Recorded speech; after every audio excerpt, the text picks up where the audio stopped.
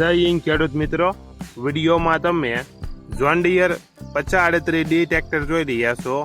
તે વેચવાનું છે. વિડીયોમાં તમે ટ્રેક્ટરની કન્ડિશન જોઈ શકો છો.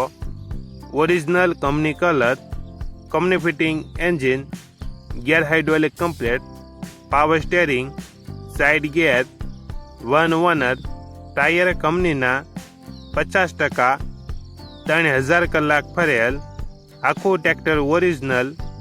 ટ્રેક્ટરમાં કોઈ પ્રકારનો ફોલ્ટ નથી. Model 2016, 1 owner. કિંમત 3,30,000. કિંમતમાં થોડો ઘણો ફેરફાર કરી આપશે.